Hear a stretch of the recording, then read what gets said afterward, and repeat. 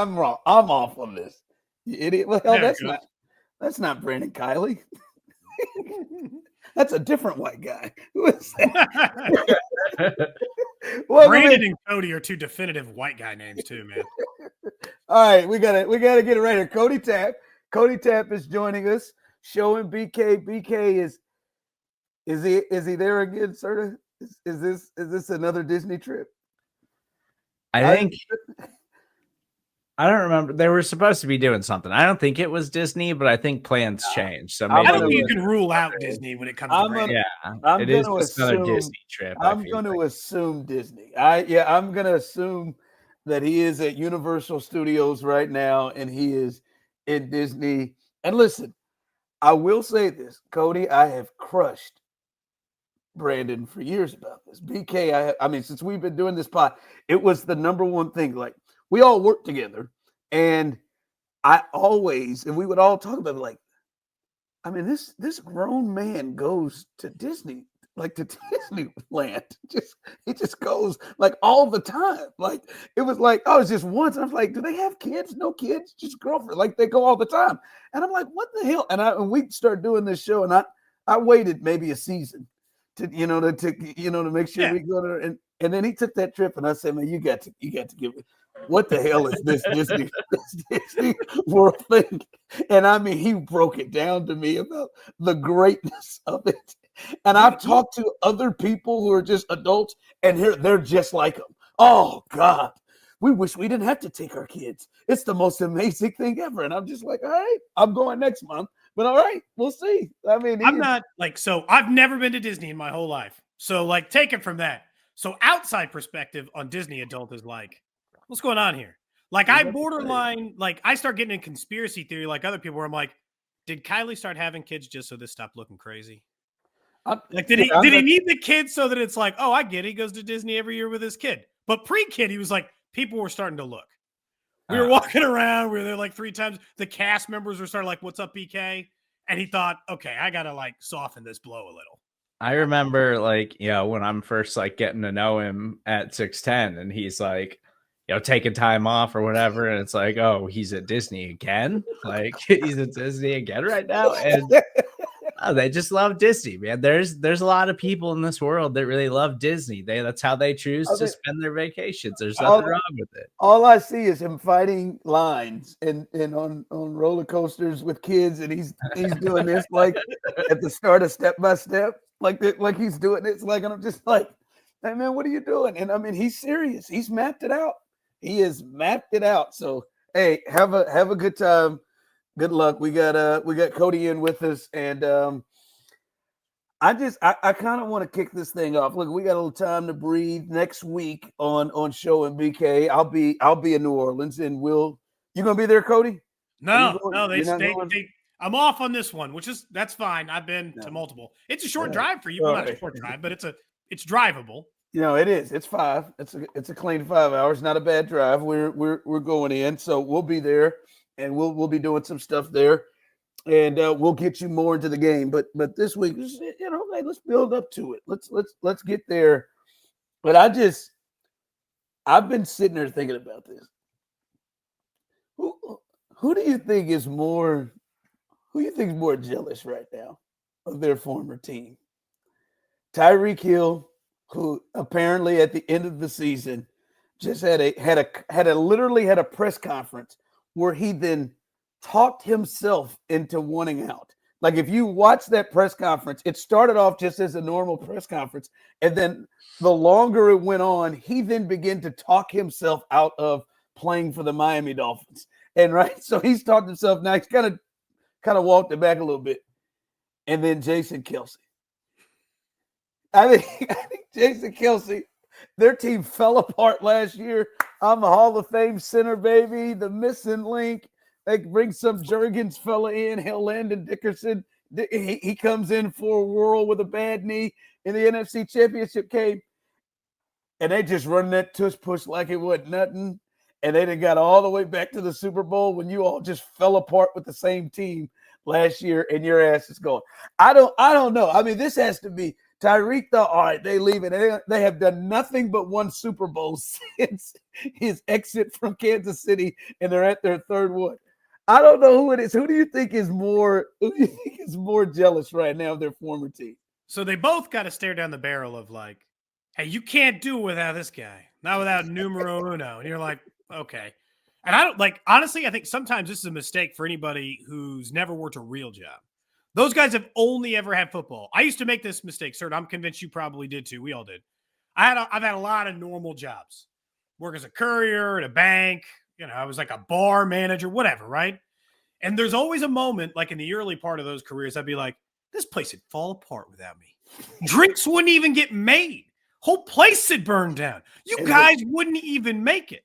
As a courier. When I was working as a courier, yeah, man, I'd be taking hearts out to the airport at 3 a.m. I'm like, you don't have another person who do this. People just die. And then it turns out you do it long enough, there's just some other asshole who will do it. And I'm like, someone else will do it if you won't. And so, like, that was like a real awakening for me. And so I think both of them probably ran into that. But I don't think Tyreek had learned that yet. I think Jason's been around football and like been around like enough Eagles teams and is a Hall of Famer. He understands like different quarterbacks had left, all this. Tyreek was in the same situation, winning coach, winning quarterback. He always felt like he was a part of that formula. And when he left, he was like, this is all falling apart. This offense ain't going to work anymore. And he already had to watch his team win back-to-back Super Bowls without him. They might win 3 in a row. They paid him. I mean, and he agreed to a contract. It's got to hurt worse that he had agreed. Like, I'll take the money. And then Devontae Adams was like, well, I got more. He's like, can I get some more? And they're like, nah, we're fine. We had a limit. We hit it. I think Tyreek sits there with a knife and thinks about stabbing himself in the leg every time Juju Smith-Schuster's running free 13 miles an hour down the middle of the field. Like, I think 30-yard gains. He's like, damn. I'm thinking it's just because he's like you're saying, Cody, he's thinking to himself, these receivers, they're losing this, like all of this.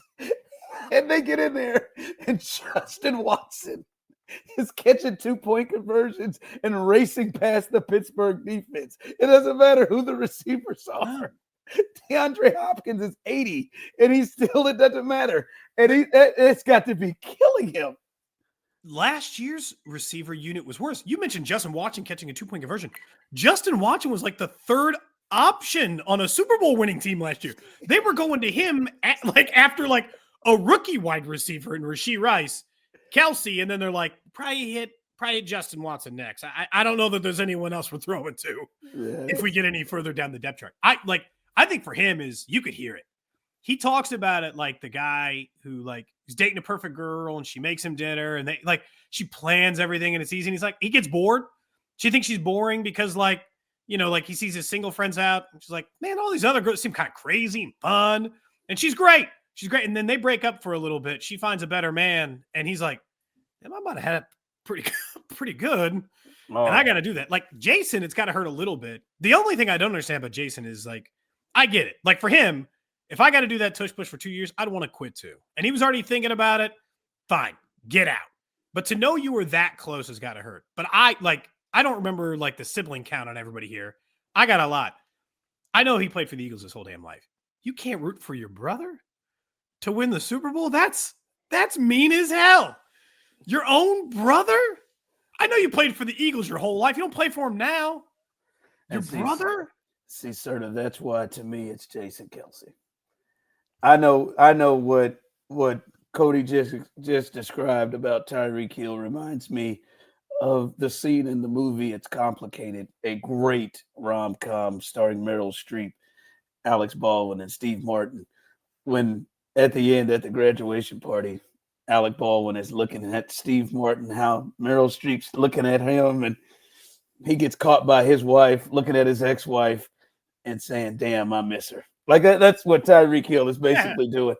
But I think it's Kelce because Kelce not only has to deal with the same thing of hey, the very next year, any center was able to get this thing done, but he's got to look over at Travis too. And he's losing either way. because Travis is now potentially going to go over here and run a fourth, and or his old dude is coming in, and this old center and his old team's going to win another one, and then this. I'm the favorite because I have grandchildren is bearing down on him any moment. Because right now, the one saving grace that he has is, all right, Travis has won more championships and he's on the glamour team and he has Taylor, but I got the grandkids. And coming down the pipe, as soon as Travis has that kid, as soon as Taylor gets pregnant, he and Kylie are going to lose the complete grip on it all. They're going to Taylor Swift's kid's grandparent. That's what Donna's about to be. Stuff. Oh my God! It's going to be like when People Magazine, they got to like blur out the kid's face because they're like, hey, you can get a picture of my kid, but only in like a People Magazine exclusive photo. Like if that goes down, it's royal family stuff. It's Donna. Ed Hill, he doesn't know where he is. He's just crying. But they're gonna lose Donna. Donna's gonna move to wherever the hell they are. They're never gonna see him again. It is the only saving grace. So if he gets down, he's already gonna potentially his old team's gonna win without him. And then Travis, who already beat him, trust me, he's not over that. Who already beat him in his face. And yes, he's gotten some late night show and all this, but when they have that damn kid, when Travis and Taylor have that damn kid, Donna's out. You know what? Hold on. Can I offer one alternative theory about how it would actually be nice to get less attention? And look, Jason Kelce, he's forever in it now. But like I've seen those soup commercials, Cody. I don't think he wants less attention from Donna. So I can tell him maybe not from Donna, but like. I think sometimes we have Vinny Pasquantino on our show weekly. He breaks down NFL games. He doesn't talk about baseball, but same energy, right? Fantastic. He comes on the show and he talks football. He's talking about what it's like to go to a baseball. He went to the Chiefs playoff game with Bobby Wood Jr. And he was like, I was like, how do you guys watch the game? He's like, well, for me, it's great. I just sit there and I watch the football game.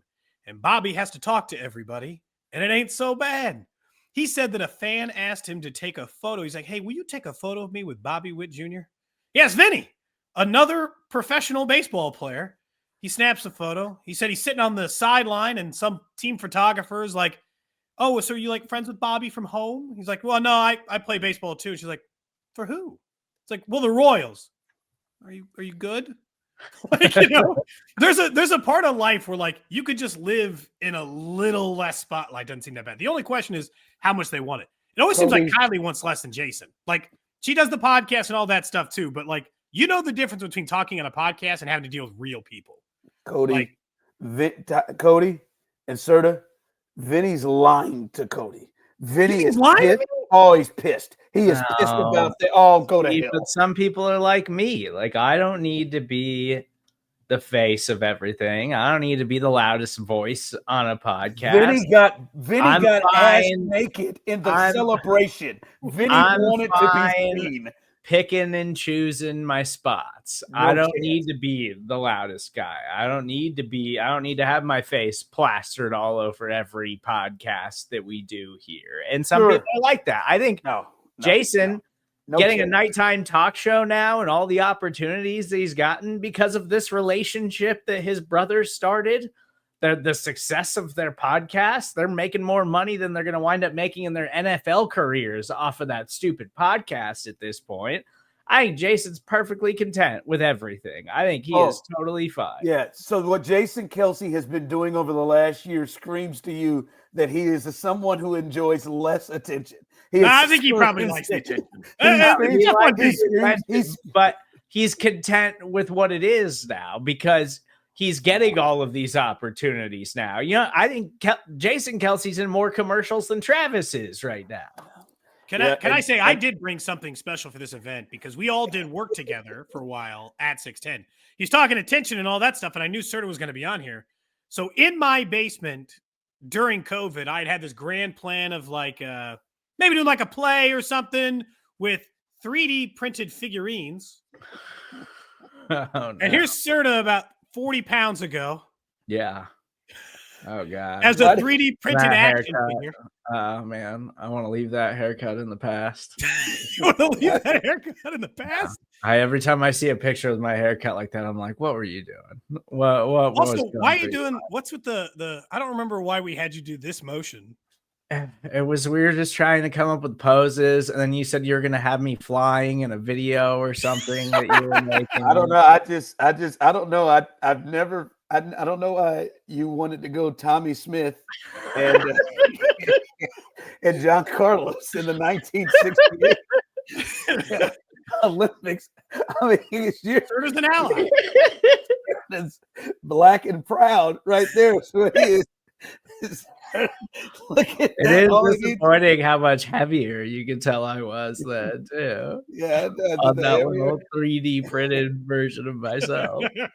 And apparently a part of the Nation of Islam as well. With Do you want me to just mail this to you, Ron, so you can just have it whenever? I would prefer that you just throw that in a fire. I believe the back of it says, "I'm black and I'm proud." It's what the back of it says. Nah, listen, I'm sorry, man. This is like I think Jason, and I don't obviously want it to happen, but I think Jason in his mind is thinking to myself, I need one. I need a win here, man. I need just keep Travis off the board. I need him to slow down because this damn Taylor Swift thing is just taking us. Although he has made a ton of money off of it. True, he is the most. Who is the next most famous center? By the way, in the history now it's Creed Humphrey. I mean, but I'm just ever. I know you guys do. Ever? Look who comes like there. There was Jason Kelce, but before Jeff Jason Saturday? Kelce. Yes, maybe that is. Was it Jeff Saturday? Maybe the Pouncey brother. I don't remember which one was a center. One of them was a That center. can't be good. That can't be it. If you're saying I don't know which one of the Pouncey Nick brothers. Mangold. Oh, that's not bad. I did have to interview him on a Radio Row once, but I don't know, man. Like, Even then, center? I was like, "Remind me who you played for." That's about all the centers I have. Barrett Robbins. Like, I don't know if his is for a good one, but he's just it counts. Tim Grunhauer. Infamous versus famous, that's always the argument. Yeah. Well, yeah. I think both of them just going to be jealous out here with this thing. But all right, man. It's as obviously Serda wanted to get political with his with this doll here. Looking to make a statement, yeah. Making a political statement. That this is, and I know, man, you're in it every day, Cody. You're covering this team and you're watching it every day. Serda, you're covering this team every day. And I am covering them every day, but also have a unique experience of being in maybe the town that has the most hatred for, arguably the most hatred for the Chiefs right now. And again, you guys, and maybe you guys aren't the right people to talk to because you're knee deep in it too. This feels different. Like the Chiefs hatred thing, which feels like has grown in dog years over the last 2 months. It feels like a different level of intensity. It moved past the deal of, oh, we just hate them because they win a lot. And it moved past that. And I don't know, maybe it's when Taylor Swift was getting shown a lot, or I don't know when it was.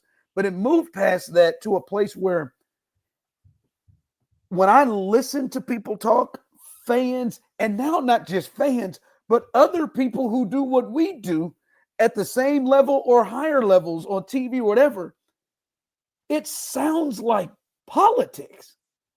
Like it sounds like people have gone down a BS rabbit hole on the internet and have gone like Twitter. I roll past so many just dead wrong that are thought of to be facts on Twitter about officiating numbers and about what the Chiefs do and how they cheat and the numbers that Taylor Swift brings in and why this and this and that. Like we have got to a point now. I even saw the incorrect record that people were coming up with for Chiefs games and certain officials. Like it is insane how much this thing is getting worse. Just there's lies now told about this thing. It's like politics. It's the weirdest thing. It feels like I'm watching MSNBC or Fox News. I'll cover both sides, and in the middle, CNN. It is just strange how this has gotten. It's like the people at the top. Look, Schefter can try to defend himself all that he wants. What was that? Gas on it. Gas. He was like, hey, for all the people who thinks it's rigged, here's a thing that might make it rigged. The NFL's going to fix it now. Clean up town. And you're like, what? That's a weird way to put it. Like, just handle it like a pro. The two things I see the most of, they make me agree with you, Ron. I'd like to disagree, but there's two things that I see that have upped the game where I think is the problem. One is I think because all social media is now monetized, including Twitter and all that stuff, is the proliferation of like dove climbing to just like send out craziness to like pinpoint one tiny little stat or to just be like, they're cheaters. And it's all turned into this like screenshot JFK Zapruder film, grassy knoll stuff where you're like, see, the guy's talking on a headset. And you're like, oh my God. And then legitimately, I have started seeing AI generated stuff. I'm convinced it's AI generated. I don't think any like sane person could do it. Where it's like, breaking, the NFL suspends 7 refs in giant gambling sting. And you're like, oh my God, someone scrolled across that and thought that was real. They thought 7 NFL refs got suspended in a sting. Like, politics, Cody. That's what yeah. the political feel is. Like, that's a make it up. It is. Like somebody started saying people were eating pets in Ohio. Like and like legit and people legit bought it. And like what you're just describing, it is I am again, maybe I am too close to it. Because, like I said, I'm dealing with a city and a fan base that I'm just like, what? Where did you even get that from? It's just crazy to me. Is this the first true dynasty in like the full social media era? Warriors? I didn't think so. I mean, the Patriots, like their last run, like, but I mean that Twitter was big then. Yeah. Like, Twitter was big during the heat, right? It just wasn't. It wasn't.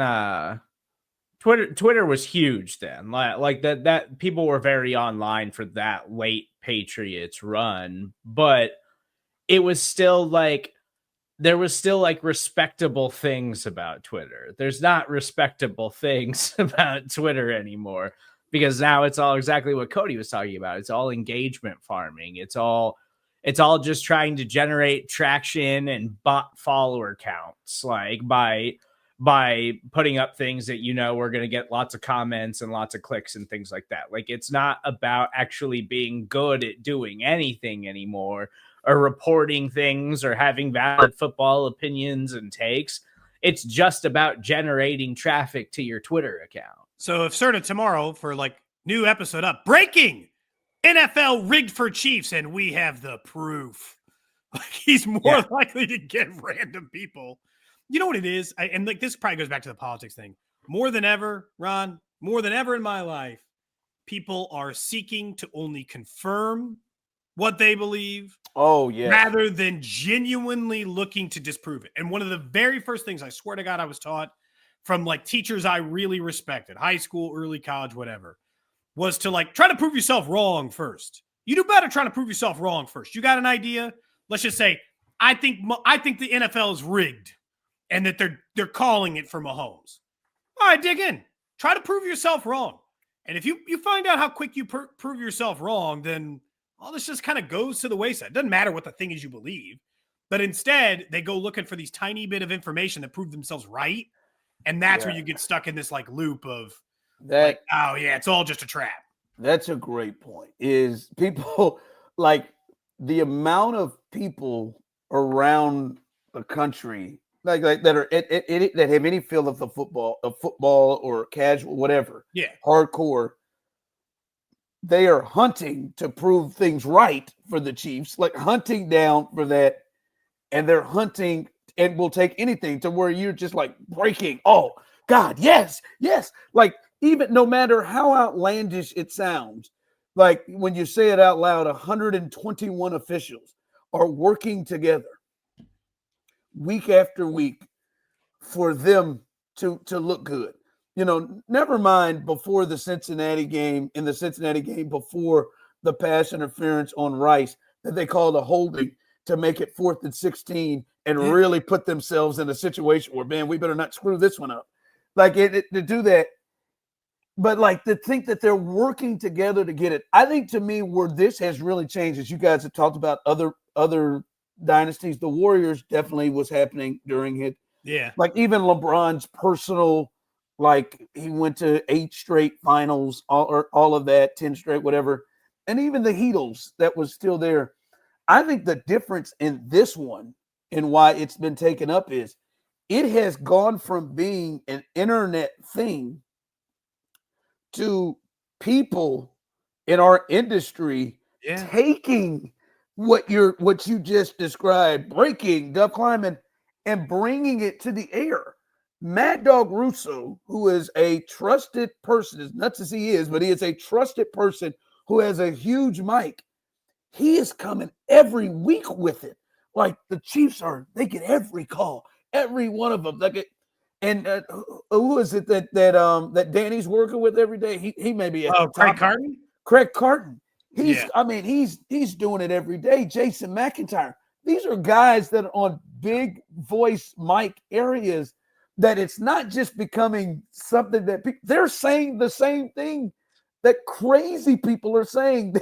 This is like Sean Hannity grabbing it and picking it up and telling it, or Rachel Maddow, going to get both sides, going to picking it up and grabbing it and saying it. And you're just like, what in God's name? How did we get here that this thing moved from an internet thing to it's being, it's like a real life thing. It's just, that's the part that's made this different, is that the people that you're supposed to trust are coming out and rolling with it. It's those guys are just upset that the New York teams suck. Like that's all it really is from them. But they've been Mad Dog Russo. Like I respect your career, but that guy is not in touch with anything that is happening right now. Well, and I mean, look, it's some of the blowhard nature of it. Like there's a difference, right? And we talk about this on our show all the time. There's a difference between being a radio host and just being like a general entertainer, right? Like our job in the end is to entertain. I do a stupid ass song or whatever, right? We're all trying to like yuck it up and have fun and all that stuff. But I just kind of refuse to get into what I assume is a meeting room where everybody throws in like, all right, producers came up with these 10 takes. These 3 are the most insane. And who's willing to just take the craziest one and just make it their own thought? And you're like, okay, I don't need this in my life. Look, I saw someone the other day complaining because this will be the 13th playoff game that Taylor Swift attends. And that's a lucky number for her. So it's a wrap. Yeah. It's her birthday, Ron. And I don't even know if it's her 13th game because I refuse to look that up because I don't care. Yeah, and that's where people is like, oh, yes, look how much money the NFL makes with Taylor Swift there. This is why they're doing it. What about the first one then? It can't be her 13th playoff game. They haven't played. They haven't even been together that long. Years. Yeah.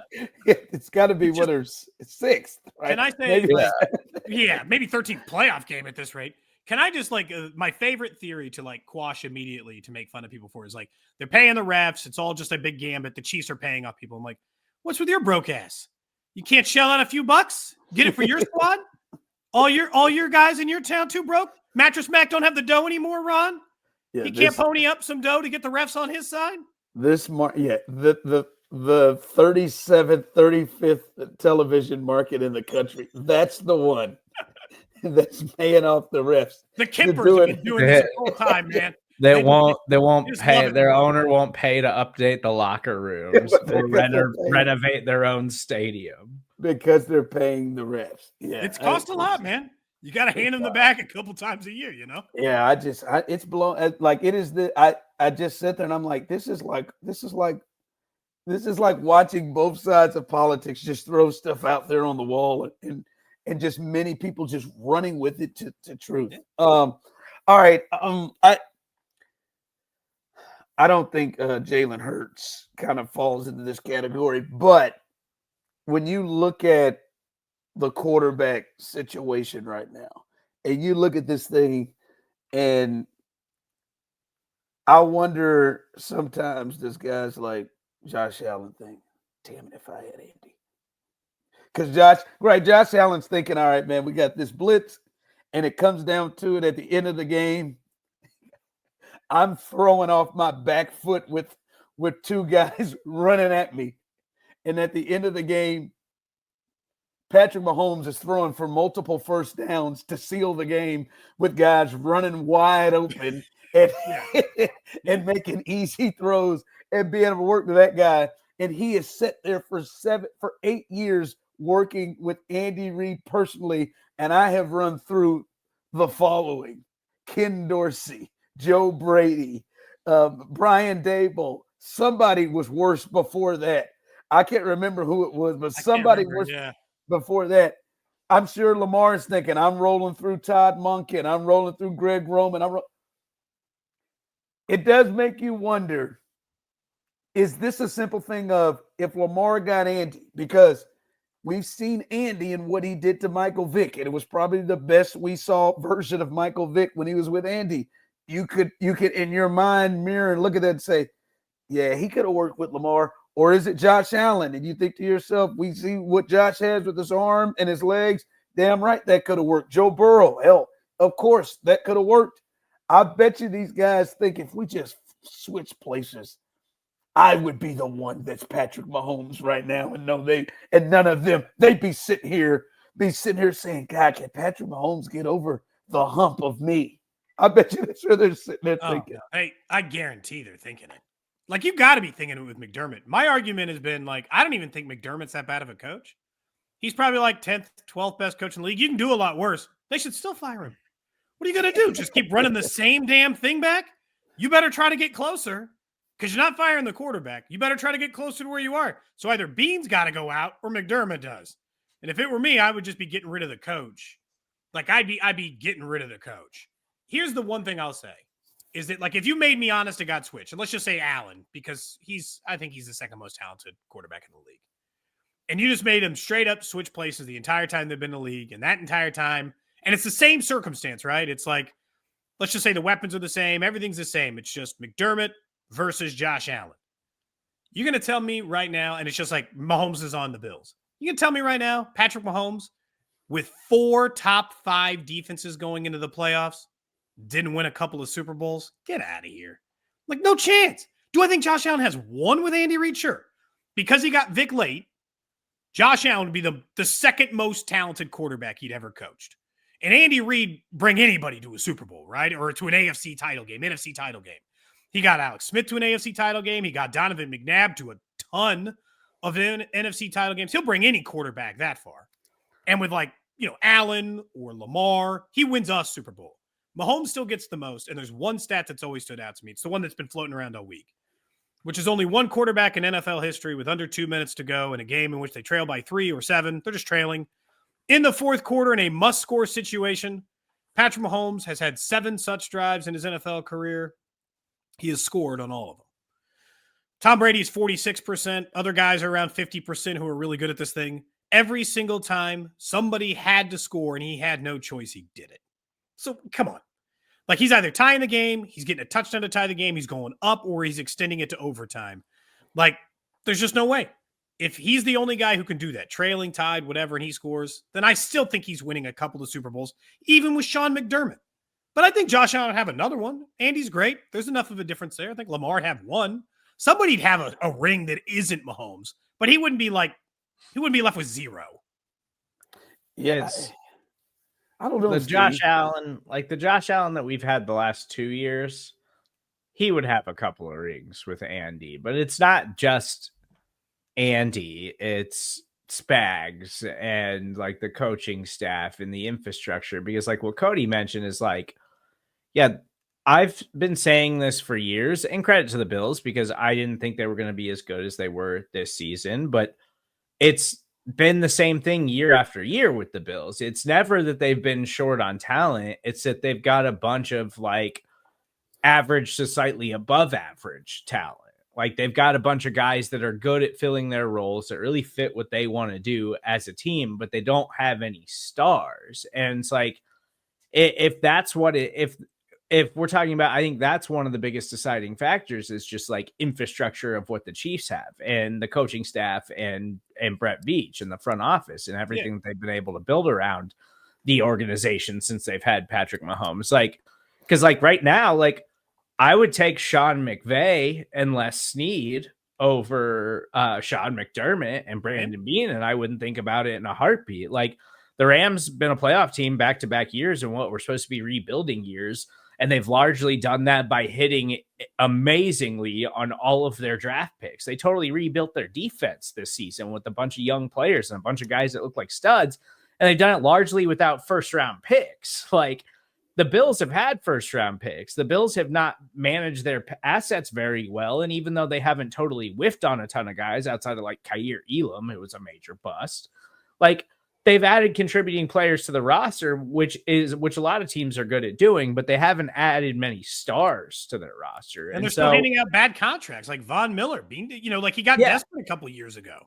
Yeah. And so it's like, I think that's the biggest difference for the Chiefs. So like, I think Josh Allen's talented enough that like with the Chiefs infrastructure, like he'd have a ring or two. Like Lamar worries me. And you're saying Patrick Mahomes is still alive somewhere playing, right? Yes. Yeah. Okay. Yes. No. Like, Mahomes would have his. Yes. And Mahomes in Buffalo with these circumstances, like they'd be right there, but maybe he's on the other side of this thing. But I also think it's like Josh Allen has made the plays in the postseason. It's just that he's been on the other side of Mahomes and Andy Reid and Steve Spagnuolo all of these years. And so that's the biggest thing that's holding him back is the entire Chiefs infrastructure. See, I'm torn on this. First off, I want to pour one out for that young man, Elam. I felt so bad for him. And I think the Chiefs were nice enough to just stop going at him because I think they could have scrapped the entire passing game plan and just gone at 5. It felt like Marcus Cooper when Peyton Manning just kept pointing at him. You're like, stop it. It's harassment at some point. Look, I understood the 15-yard cushion he gave to Worthy and backing up. But when he gave 12 yards of cushion to DeAndre Hopkins and continued backing up on the route, I said, this guy, he doesn't have a chance. That crossing route that Hollywood Brown ran and he was 15 yards out of the camera angle, I said, oh, that's who's got him in man. And they ran and did the overhead shot. And I thought, boy, somebody picked the hell out of him. Nope. He wasn't touched. He just was trailing. I felt so bad for him. He cannot move laterally at all. No, he can't move. He can't move anything. But the only thing is, I'm torn on this because I think Patrick Mahomes would have beat the Chiefs if he was on the other side in this game. I think Patrick Mahomes, and I think even with his wherever, if he was in Buffalo, if they've given Patrick Mahomes the ball with 3:30 left, he wins.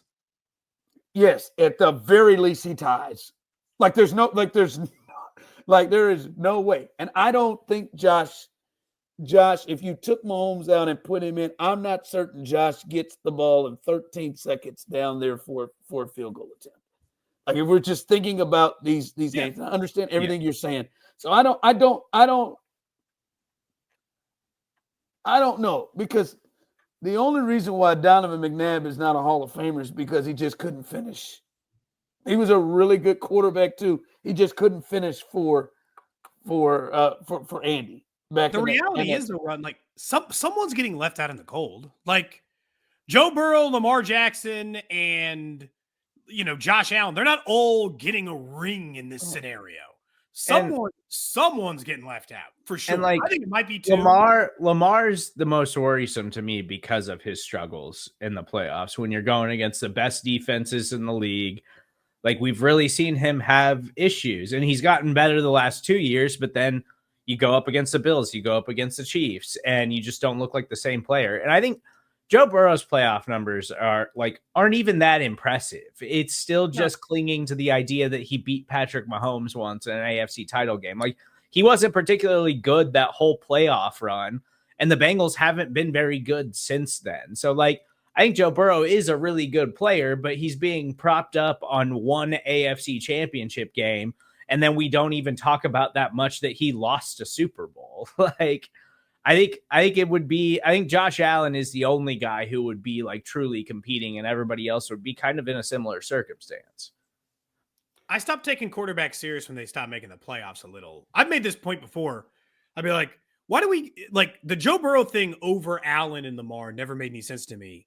We are waiting a single playoff win in what was the single worst half of Patrick Mahomes' career against multiple AFC title game appearances, or just two, right? Let's say Josh Allen's been to two. Joe Burrow's been to two. They both have been to two AFC title games. So what? I got to think Burrow's better because he won one singular game more. He's got no MVPs. He doesn't win his division. He's missed the playoffs more than he's made the playoffs. Like, no offense. Like you got to do the other stuff. One game or all of it. All the stats, all the regular season, all the divisions, all the stuff. And like, for me, that weighs more than a single AFC title game. But he did it against the Chiefs, and he did it against the Chiefs with the assumption of the Chiefs at their highest powers. Yeah. Like he did it with Tyreek there. He went in and did it in Kansas City. So he is riding off of that. I don't know, because is this going to be the Jordan thing? Because during the Jordan period, because I mean, we're already year 7 for Lamar and Josh, and I understand, right? It took I forgot who is it took Peyton 9 years before he won one. We'll see, right? And I also that's the second, that's like the 5th greatest quarterback of all time. Like, are we sure that Allen or Burrow, Lamar deserve to be mentioned in like 5th greatest quarterback of all time category? But that's the same people who are like, I think like, and you actually had a good rookie year in Houston at a Stroud, right? So you don't have to deal with this. I got real tired, Ron, of this argument from people for the longest time in the NFL. Anytime I try to bury a rookie quarterback, I'm like, whoa. Peyton threw 20 interceptions. I'm like, do you know what Peyton ended up being? How sure are you that your guy just doesn't stink? Yeah. Do you know how many Jamarcus Russells there are in between one Peyton Manning? Yeah, we can roll them. Jory Harringtons. Yeah, we can roll them. Yeah, like, roll them out there. You don't want to start comping like, well, Peyton Manning got his first when he was 11. Well, okay, well, Peyton Manning ended up being one of the most prolific passers in NFL history. I'm not sure any of your guys, other than maybe Josh Allen, is. And that's the thing, is they're so close in age. And like, I think that these guys, I guess history would say all of them will at least get one. Because if you think about it, during this Brady run, Brady got 7. Yeah. But a lot of other, if you think of almost the other greats, and maybe we just kind of put them as greats because they won them and it kind of changed it. But Peyton got 2, Big Ben got a couple, Drew Brees got him 1, Aaron got him 1. Like, even in the dominance of the Patriots and however many Super Bowls they went to, I know they went 10. to 10. Well, he went to 10. I think they went to 9. Yeah, well, he went to 10 consecutive, AFC championship games at one point. All those times, like, he held out, I guess, Phillip Rivers and like we talked about McNabb, maybe some of the guys on the NFC, but they all got theirs. As I said, I think these guys will, but I'm with you. I don't think all of them will, right? Like, also Eli snuck in there for 2 head up against him. So I don't know how that Joe Flacco snuck in there for 1. The odds are that it will, but the Chiefs aren't going anywhere, and they have perfected this thing. And we'll see how many of them do. I doubt that, Russell Wilson, you throw him maybe a Hall of Fame. I doubt 5 of them get championships in this time frame of Mahomes. It's a math problem, part of it. And the other part is like, are the Chiefs going to take a decade off without winning one? Like, if Patrick Mahomes wins this one in a week and a half, he'll have 4 at 29 years old. Tom Brady didn't win his 4th till he was 37. Yeah. Part of Tom Brady's greatness is that he had a remarkable run for the final 5-6 years of his career. He went a decade without winning one, and he was just like every other great quarterback. He was no different than Montana or Bradshaw or any of these other guys. And then he figured out how to play the game and they got some talent around him finally again. And they won during that time, but they didn't win titles at any stretch during that time. They kind of got held out. I'm not sure. Like, I'm not so sure Patrick Mahomes getting held out for a decade, I guess, is part of it. Like I said, it's not that I don't think nobody's getting one. Like, someone's going to get one eventually. But I mean, if this were college football, these guys would have transferred out of conference. Like, if this was Mahomes was at Alabama, they would have gone to go play at Ohio State, Penn State by now. They'd have left school. Get away from them. Yeah, like it's, and then as quick as you get here, like, how many years is Lamar, Burrow, and Allen? If those are the three we're really looking at, how many years are they going to play at this level? Say it's 10 in your kind, and it's 30. Well, it's again. The math doesn't add up once you start thinking, okay, a couple got to come on the NFC side, right? Let's give 3 to the NFC. So now we're down to 7 years. And like the way the Chiefs are going, like you only get 7 years to get one spot in the AFC title game. So like split up amongst you. Even if you split it, it's 2, 2, and 3. And you got to all cash in on those 1 of 3 chances. And that's if I'm just being generous and you're the only ones who go. And some 19-year-old who I've never heard of or some 18-year-old playing at some prep school in California I've never heard of isn't going to make it a problem for you. Or CJ Stroud doesn't get better in year 3, which doesn't seem crazy. And these other guys, or Justin Herbert with a qualified head coach, doesn't get in your way. Like, it's just pretending like even other quarterbacks who have a lot of talent don't exist too. Yeah, I just like Serda, for me, it's like Joe already ruined his chance. Yeah. Right. Joe got by him, and Stafford and McVay got it. And that's the other part is, like, do you know how, like, the amount of emotion and everything that any of those three are going to put into playing and beating the Chiefs? And then are you able to then finish it the next week or the next 2 weeks? Or does Jaden Daniels get you on the other side, or somebody get you on the other side? That's the other part. All right, a little bit into the game. Coming up. We'll do more of that next week. BK will be back. But a little bit into the game. Usually when you look at this, and I think it was kind of the feel last year, the Niners, they thought they had a championship. Kyle thought he had a championship. They got the better roster. We're going to roll it here, and let's get payback. There's the revenge factor. Let's get payback, the revenge factor. That Rose thing. I thought the Chiefs got helped a little bit by the revenge factor of losing to the Bills in week 9, and I think that helped. The revenge factor. How big is that going to be a factor? The revenge factor. They just got the Eagles 2 years ago, baby. History, not kind for Philadelphia. Sorry. However, what was it, that mayor that spelled it E-G-L-E-S? Couldn't even get the chant right. That's cold. Oh, man. E-G-L-E-S. I was at the Super Bowl, by the way, and it was 70-30 Eagles fans. I'll be convinced 2 years ago. Yeah. So, like, they essentially had home field advantage in a Super Bowl. It was loud. They never stopped chanting it. History will tell you not good. When it is the same coach and the same quarterback, they faced off again a second time, 4 times in the NFL. 5 times if you include 9 different quarterbacks, all that. The team who won the first matchup is undefeated. They have never lost the second game. And I am convinced it is for one very logical fact. The 2 most important things in the NFL are coach and quarterback. And when you face a team in a rematch, you still got to face Andy Reid, and you still got to face Patrick Mahomes. And the drop-off from Andy Reid to Sirianni is significant. And the drop-off from Mahomes to Hurts is significant. And I think Hurts is a really good quarterback. He's been in the league 4 years. He's going to go to his second Super Bowl as a starter. Same thing as Nick Sirianni. But if Vegas still thinks the running back is the second best chance to get an MVP over you, the drop-off from Mahomes to you ain't the same. Like, it's just not. And it speaks to Saquon's greatness too. It does. But like their classic Coke, your diet RC Cola. Like, it's not even, you're off brand. Like, it's just not the same level of play. And I think that's what's happened in all these rematches. They got to go back up against the same dudes who kept winning. That man said diet RC Cola, like not even just regular RC Cola. They were removed from They bypassed Pepsi, slid past Dr. Pepper and went to RC and then didn't even give him the decency to just be regular. No, they had to be diet.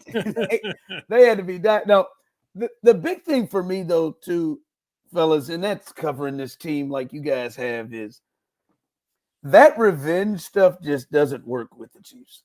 No. It just doesn't work with the Chiefs just because it's every game they play. Like it's every, like there is. They live in the arena. It's gladiator. Yes, they're used to it. It's every game. Who's not pissed? Who is it that doesn't have payback and want to get a number and give the Chiefs a number? Who doesn't? Buffalo. God, they're chomping at the bit. The Ravens to start the season. We're going to get their asses back. They ended their season. Hell, they damn near played everybody this year whose season they ended the previous year, right?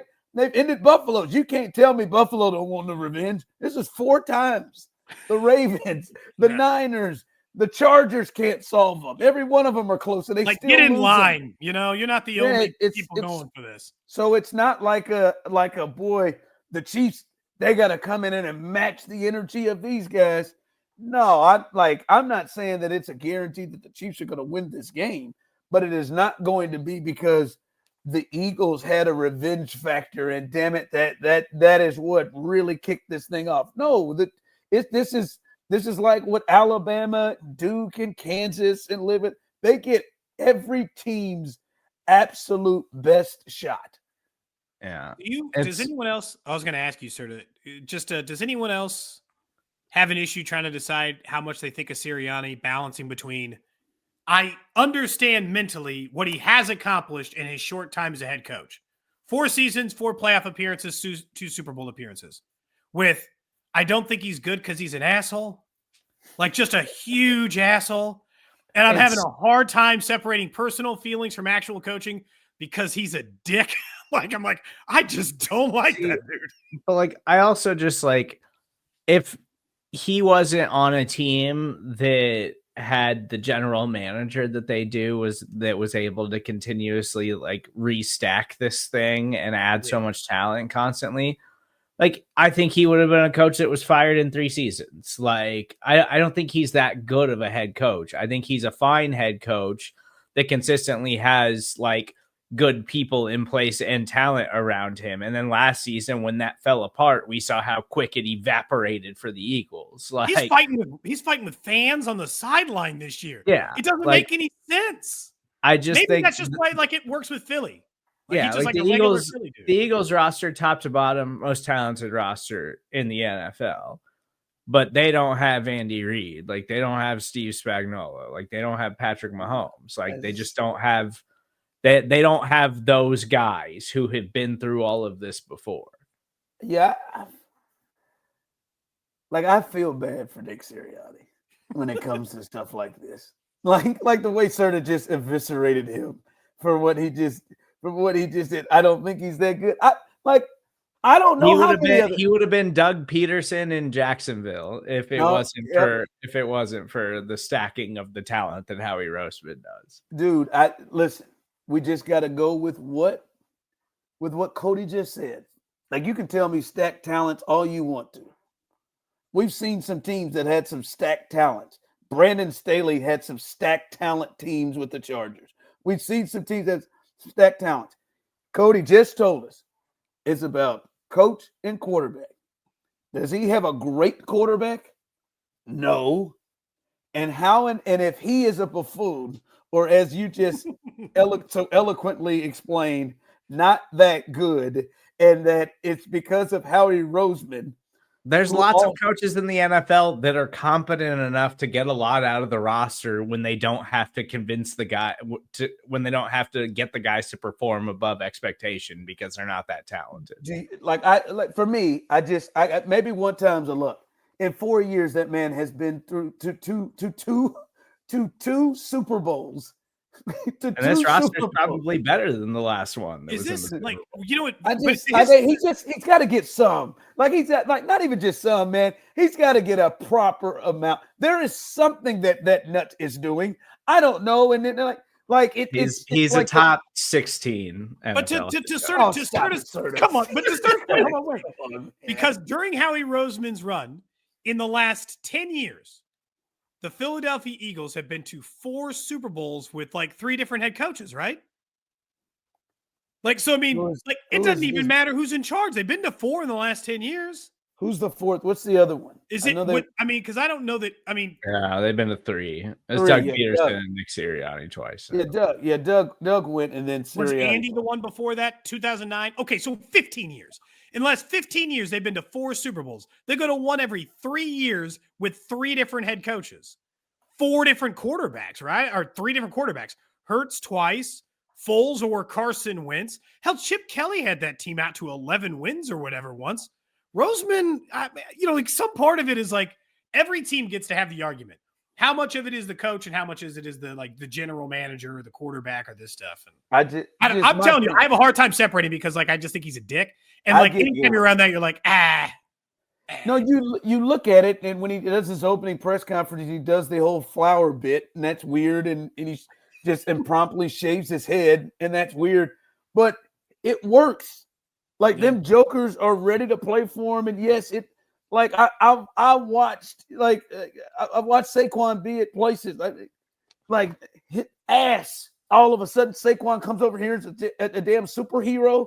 Like I mean, I know he's good, but doggone it, like he's doing something. Like I watched Kellen Moore be an OC in Dallas with a super talented team and probably a quarterback that's probably a step ahead of Jalen Hurts and Dak Prescott. They can't win a playoff game.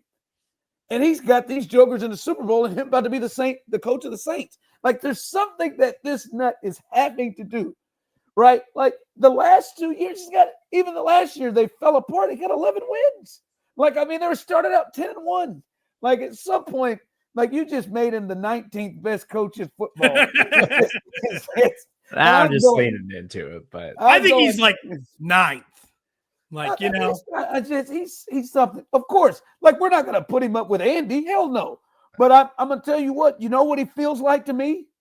He feels like the offensive version of Mike Tomlin. That's what he feels like to me. The offensive version of Mike Tomlin, a guy that doesn't call plays, doesn't do anything, distributes and lets others do it. But for some reason, like he is the guy that is the big voice. He delegates and is the big voice that everybody in that locker room responds. It's just when Mike talks, it sounds cool. And Mike doesn't do some of the other, like Mike's not going to shave his head because he knows he can't come back from it. Like he's not going to yell coming out of the tunnel at Arrowhead. Right, like he may not do, but he's much closer to that. Nobody has Mike as a 21st best coach in all of football like Serda has pushed him back. So it's just ridiculous. But however we got there, I agree. The point of the thought that, hey, Philly's got a little bit of advantage because they got the revenge factor. That ain't it. That ain't it. No, I can't remember the last team that the Chiefs played that hasn't had revenge factor. They've got everybody. Trust me, Houston wanted them. They were down 24-0, up 24-0 against them. They keep losing to them. They wanted them. It didn't matter. It didn't matter how hard. That's the one thing about the Chiefs, and I've talked about this before. I know we need to get out. That's the one thing about the Chiefs. They have taken away any of my